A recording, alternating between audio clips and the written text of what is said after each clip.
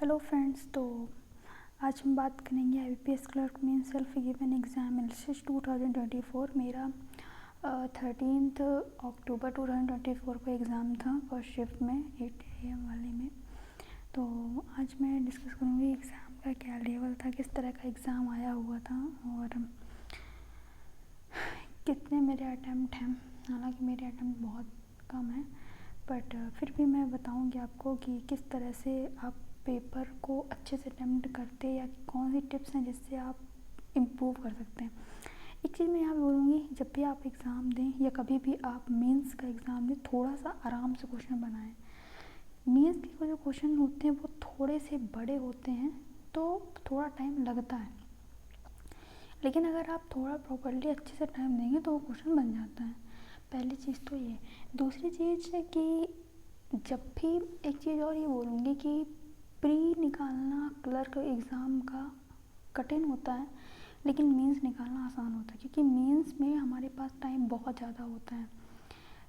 Quant reasoning 40-45 minutes each, and जो GA होता है और इंग्लिश होता है उसमें शायद 35 मिलते हैं, तो काफ़ी अच्छा टाइम रहता है। इसलिए मैं एक चीज़ ये बोलूँगी कि आप कभी भी प्रिपरेशन करें तो मतलब थोड़ा सा अच्छे लेवल की प्रिपरेशन करें तो सही रहता है, जिससे मेंस निकालने की, क्योंकि अगर एक बार प्री निकल जाता है तो फिर मेंस ही हमको निकालना होता है। तो मेंस के लिए तैयारी बहुत अच्छी चाहिए होती है, क्योंकि मेंस में थोड़ा सा क्वेश्चन अच्छे आते हैं, थोड़ा डीप आते हैं। बस अगर आपका कंसेप्ट क्लियर है, अगर आप थोड़ा आराम से क्वेश्चन बनाएंगे, पढ़ के बनाएंगे ना, तो क्वेश्चन बिल्कुल बनते हैं, टफ नहीं होता। ये एग्ज़ाम जो होता है IBPS क्लर्क, ये जो क्लरिकल एग्जामिनेशन होते हैं वो आसान होते हैं, लेवल उनका ज़्यादा ऊपर नहीं जाता है।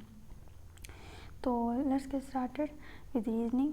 तो रीजनिंग में बात करेंगे, रीजनिंग में कैसा लेवल था। रीजनिंग का जो लेवल था वो इजी टू मॉडरेट, कुछ इजी क्वेश्चन भी थे जो डूएबल थे और कुछ थोड़े से मॉडरेट क्वेश्चन भी थे। तो इस तरह से मिला जुला के इजी टू मॉडरेट हम बोल सकते हैं। तो सबसे पहले जो क्वेश्चन मैं बताना चाहूँगी वो है डायरेक्शन का एक क्वेश्चन आया हुआ था। 3 क्वेश्चन थे इसमें, उसमें मैं थोड़ा सा आपको बता देती हूँ कि डायरेक्शन क्वेश्चन में क्या था कि जैसे P@ और Q था, तो उसमें ये दिया हुआ था कि P इज़ 8 मीटर नॉर्थ, और P is 6 meter north of Q। इस तरह से मतलब और करके 2 कंडीशन इसमें एक लाइन में फ्रेम की गई थी पूरी। इस तरह से 4 स्टेटमेंट थे यहाँ पे, PQ, P, फिर $Q, इस तरह से 1 2 3 4 करके दिया गया था। और फिर उसमें एक इम्पॉर्टेंट पॉइंट लगे एक लाइन थी, उसके अंदर भी 3 लाइन दी हुई थी, जिससे हमारी कंडीशन कटती, क्योंकि इसमें 2 पॉसिबिलिटी बन रही थी। ठीक है। इसके बाद अगला जो क्वेश्चन था वो था इनपुट आउटपुट के क्वेश्चन पूछे गए थे। मैंने तो नहीं कर पाई मैं इनपुट आउटपुट। और इसके बाद जो अगला क्वेश्चन था वो था मिसलेनियस से क्वेश्चन पूछे गए थे। मिसलेनियस में क्या था, हाँ, मिसलेनियस में रो वाले जो क्वेश्चन आते हैं, इवन ऑड, इवन के बाद में फॉलो बाय ऑड, इस तरह से जो क्वेश्चन पूछे जाते हैं एग्जामिनेशन में, तो वो भी क्वेश्चन पूछे गए थे। इस तरह के 3 से 4 क्वेश्चन थे। ये 3 से 4 क्वेश्चन मेरे स्किप हो गए थे, मेरे से मैंने मार्क और रिव्यू किया था, बट मैं नहीं कर पाई, ये मेरे चले गए थे क्वेश्चन। इसके बाद मैंने पज़ल बनाई थी, पज़ल आई हुई थी, पज़ल अच्छी आई हुई थी। पज़ल में मैंने एक डिजिग्नेशन बेस वाली पज़ल बनाई हुई है, डिजिग्नेशन बेस जिसमें COMO करके होता है, इसमें डबल वेरिएबल था, तो थोड़ा टाइम लगा था, इसी में मेरे को थोड़ा ज़्यादा टाइम लगा था, इसकी वजह से मेरे थोड़े कम अटेम्प्ट हो पाए हैं। इसके बाद हाँ, एक चीज़ इसमें और है कि इसमें सेक्शन A और सेक्शन B करके दिया हुआ था। इसमें 2 मार्क्स के क्वेश्चन थे और इस तरह के 2 क्वेश्चन थे, मतलब 2 पज़ल थी। एक पज़ल 2 मतलब कुल मिला के टोटल 10 क्वेश्चन थे। एक पज़ल थी वो उसमें 5 क्वेश्चन थे 2-2 मार्क्स के। दूसरी पज़ल थी उसमें 5 क्वेश्चन थे 2-2 मार्क्स के। उस पर जो सेक्शन बी था हमारा, उसमें 40 क्वेश्चन थे जो कि 1 मार्क्स के थे। तो इस तरीके से ये कुछ था। उसके बाद आगे बढ़ते हैं नेक्स्ट सेक्शन में। नेक्स्ट सेक्शन जो था हमारा इंग्लिश था। इंग्लिश इजी टू मॉडरेट बोल सकते हैं। थोड़ा सा मैं इजी से ज़्यादा बोलूँगी, मॉडरेट से थोड़ा सा कम बोलूँगी, बीच का बोल सकते, ज़्यादा ना ज़्यादा टफ ना ज़्यादा इजी, क्योंकि थोड़ा मुझे कन्फ्यूज़न हो रही थी, क्योंकि डबल डबल ऐसा लग रहा था कि ये भी हो सकता है, ये भी हो सकता है, थोड़ा सा कन्फ्यूजिंग टाइप का था। जैसे एरर के क्वेश्चन आए हुए थे, एरर के क्वेश्चन बता देती हूँ किस तरह से फ्रेमिंग थी। जैसे ABCD है, तो इसमें ये वाला जो सेंटेंस था वो बोल्ड करके दिया गया था, जो कि करेक्ट था। हमको ये इसमें बताना था कि इसमें और इसमें कौन से में एरर है। तो इसमें लिखा था AC में एरर है, या AD में एरर है, या ओनली C में एरर थे, ऐसे ऑप्शन दिए हुए थे। तो उसके अलावा क्लोज टेस्ट था। क्लोज टेस्ट के 5 से 6 क्वेश्चन पूछे गए थे। वो भी थोड़े से कंफ्यूजिंग थे। रिप्लेसमेंट वाले थे कि एक दिया रहता है, फिर यहाँ पे एक वर्ड दिया रहता है, फिर उसके बाद अलग से 3 4 5 करके ऑप्शन दिए रहते हैं, फिर हमें बताना होता है कि कौन सा आएगा। 5वें में नो इम्प्रूवमेंट भी रहते हैं। इस तरह से क्वेश्चन पूछा गया था। उसके बाद हाँ, तो ये चीज़ हो गई। और क्या, हाँ, आरसी 3 पूछे गए थे। थोड़ा सा लेंदी था, बस उसके क्वेश्चन पूछे गए थे। हालांकि मैंने आरसी बनाया नहीं, क्योंकि मेरा और समझने से बहुत ज़्यादा टाइम लग रहा था मेरे को।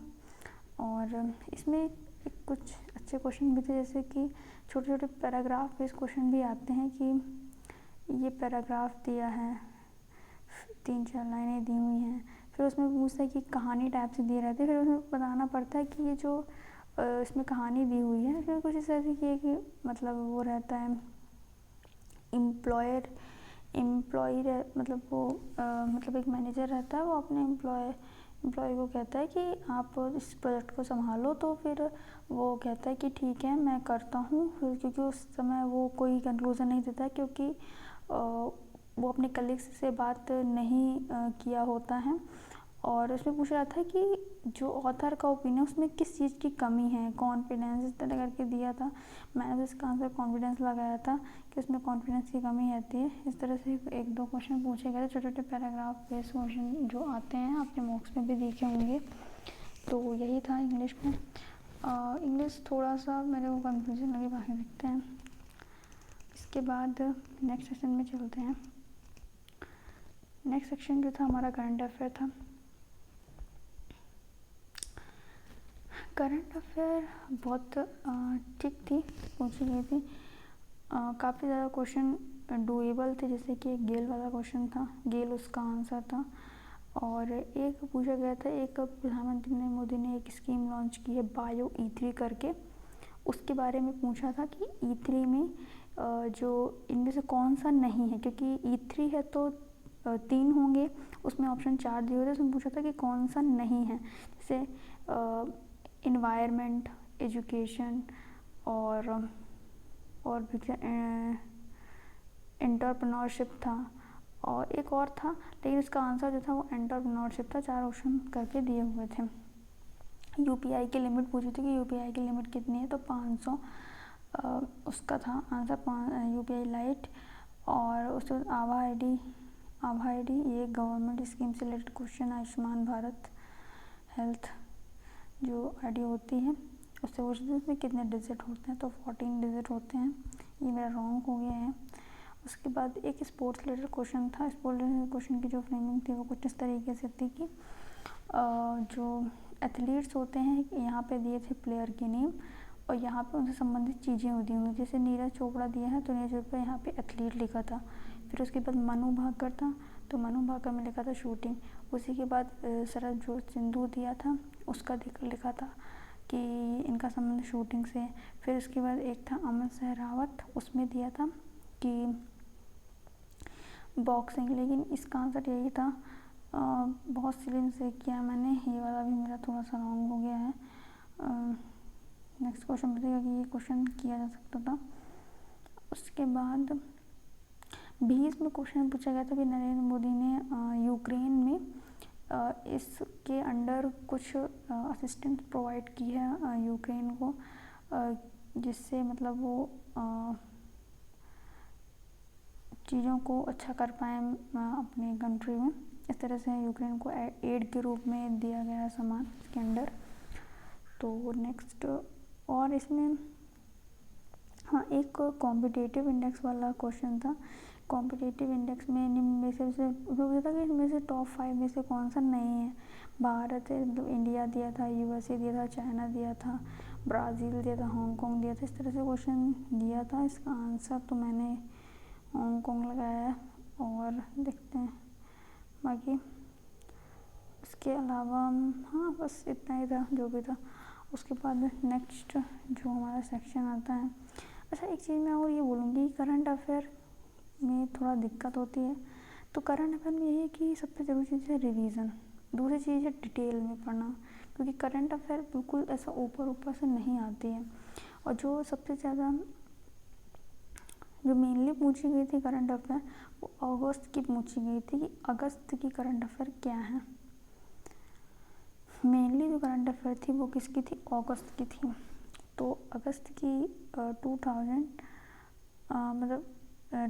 में अगस्त की जो मतलब क्वेश्चन थोड़ा ज़्यादा जिस तरह से क्वेश्चन दिए थे कि इन 2024 इस तरह से मतलब क्वेश्चन काफ़ी सारे मेंशन था। जुलाई से भी क्वेश्चन पूछे गए थे बट कई सारे में ऑप्शन मेंशन अगस्त ही था। मतलब मेरा मतलब ये है कि बहुत ही क्लोज पूछे गए थे मंथ। इसमें क्वेश्चन काफ़ी डुएबल थे, अगर थोड़ा अच्छे से करते पढ़ते तो शायद और से अटैम्प्ट हो सकते थे। आगे बढ़ते हैं, आगे हम बात करेंगे नेक्स्ट सेक्शन के बारे में। क्वांट काफ़ी ज़्यादा लोगों को इजी लगी। मेरे क्वांट में मैंने भी किए हैं अपने हिसाब से, बता देती हूँ। जैसे अप्रॉक्सीमेशन के क्वेश्चन थे, अप्रॉक्सीमेशन बहुत आसान थे, बिल्कुल प्री लेवल क्वेश्चन पूछे गए थे। उसके बाद मैथ क्या बोलूँ मैं, क्वाड्रेटिक के क्वेश्चन जो थे इस तरह से दिए थे, मैं थोड़ा बता देती। X square minus 2x minus 3x by 15 3x कैसे हो जाएगा, एक्स क्या कर दिया मैंने, x square minus 2x minus 3/15। देखो मैं ये सिर्फ बता रही हूँ ऐसे एग्जांपल कि इस तरह से नीचे जो था ना वेरिएबल दिया हुआ, मतलब ये नीचे बटे में टाइप से था, बराबर करके भी कुछ दिया हुआ था।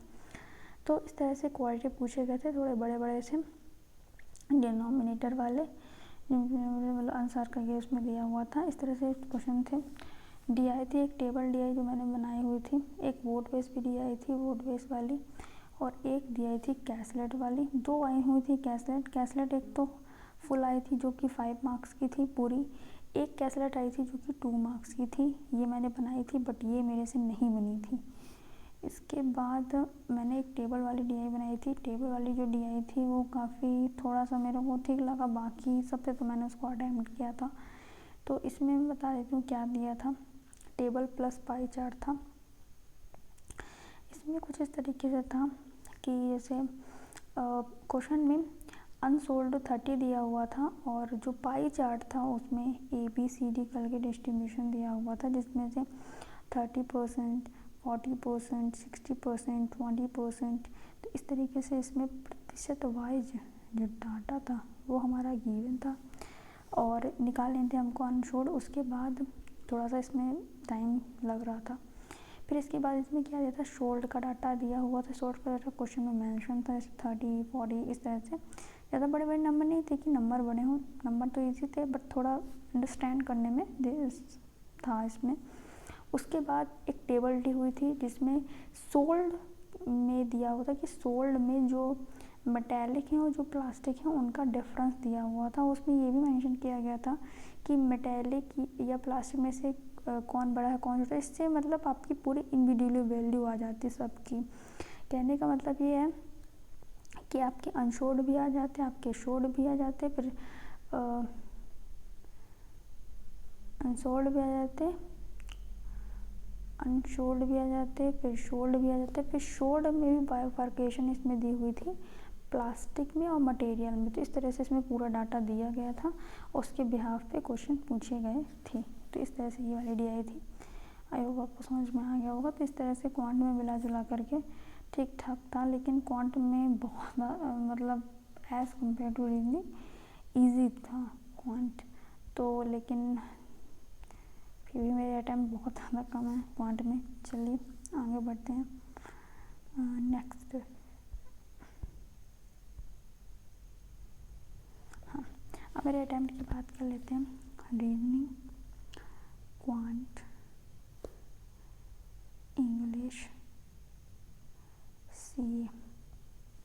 रीजनिंग में जो मेरे अटैम्प्ट है वो 14 है, क्वांट में अटैम्प्ट मेरे 21 है, इंग्लिश में जो अटैम्प्ट है वो 20 है, और सीए में जो अटैम्प्ट है वो 29 है। तो इस तरीके से हैं। रीजनिंग में थोड़े और क्वेश्चन हो सकते थे अगर मैं रो ऑपरेशन वाले क्वेश्चन करती, थोड़ा मैं और जो मैंने उसमें टाइम वेस्ट किया उसको मैं नहीं करती तो मेरे और ज़्यादा अटैम्प्ट होते। क्रिटिकल रीजनिंग के भी मैंने कुछ क्वेश्चन किए हुए हैं।